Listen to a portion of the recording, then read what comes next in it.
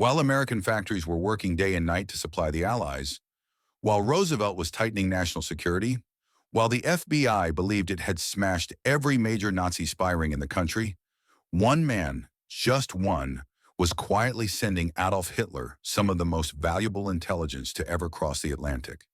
And he did it without disguises, without microfilm, without secret radios, without hidden codes. He did it in the open, in daylight, under his real name, inside the United States. This is the unbelievable true story of Hitler's most successful spy in America. A man the FBI underestimated, the Nazis trusted blindly, and history nearly forgot.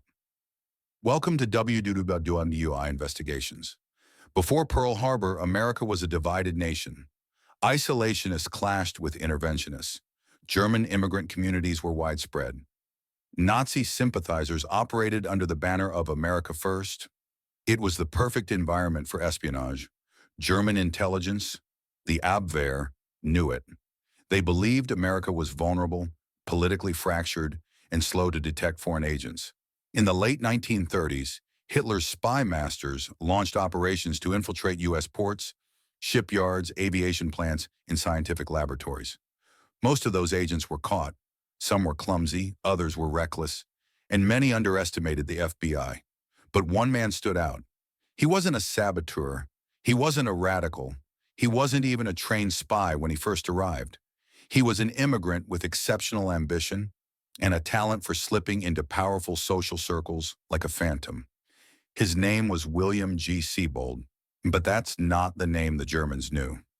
To them, he was Agent TR-16. William Siebold was born in Germany, later emigrating to the United States, and even became an American citizen. He worked as a machinist and engineer, valuable skills during wartime. In 1939, he returned to Germany to visit family, and that's when his life changed forever. The moment he arrived in Hamburg, the Gestapo questioned him. Then they pressured him, then they threatened him. The message was simple: you will work for us, or you will never return to America. Siebold should have become a Nazi spy, but he didn't. Instead, the moment he arrived back in the U.S., he walked straight into the FBI's New York field office and said, "I think the Germans want me to spy for them. I want to work for you instead." And just like that, he became America's most important double agent. But he wasn't Hitler's greatest spy. Not yet. When Siebold returned to New York, the Germans already had a network waiting.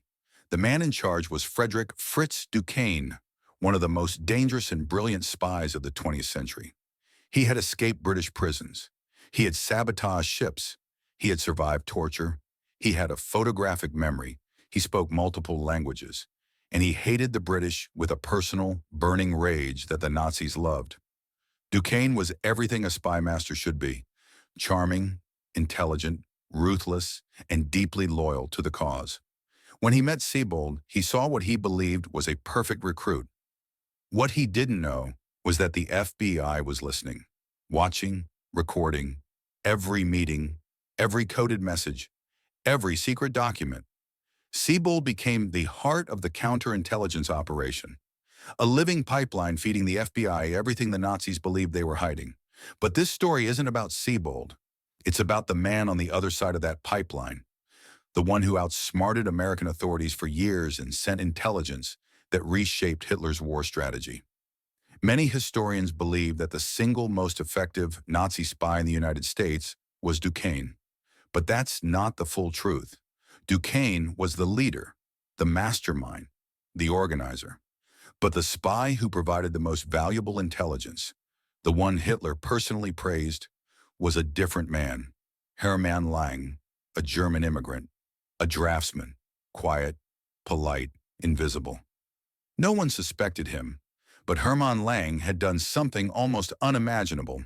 He stole the blueprints of America's top-secret Norden bomb sight, the device that gave U.S. bombers unmatched accuracy and was considered one of the most closely guarded secrets of World War II.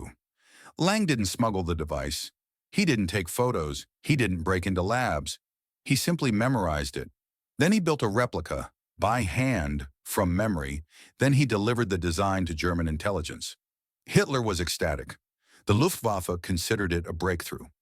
American engineers were horrified years later when they learned what he had done. And the FBI? They had no idea. At least not until Siebold infiltrated the ring. With Siebold passing information to the FBI, the agents began assembling the largest domestic espionage map in American history. Hidden cameras captured meetings. Microphones recorded conversations. Undercover agents shadowed couriers. Shell businesses were created to intercept messages.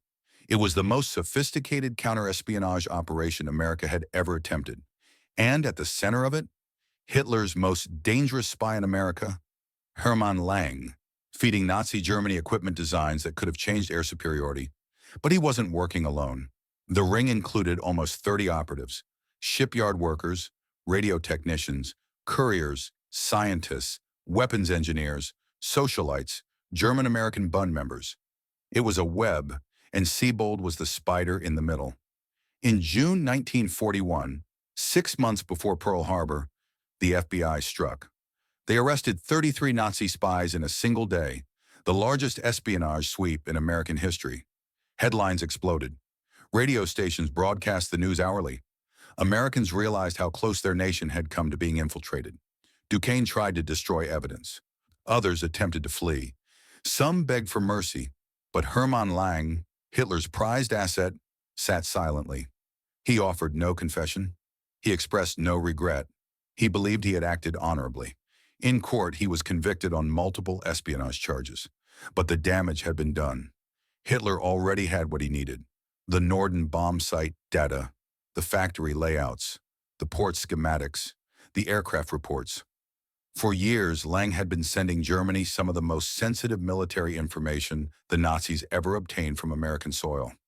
And he had done it without being detected, until Siebold exposed the network. When we talk about World War II, we think of tanks, soldiers, generals, and battles. But wars are won long before armies are deployed. They are won in shadows, in whispers, in stolen papers, in the mind of a man who remembers the shape of a device America considered untouchable. Hermann Lang's espionage reminds us that national security is fragile. A single insider can change the balance of power. Even the most advanced technology can be compromised by human memory. The greatest threats often look ordinary. Today, decades later, the FBI still studies the Duquesne ring case as a blueprint for counterintelligence operations.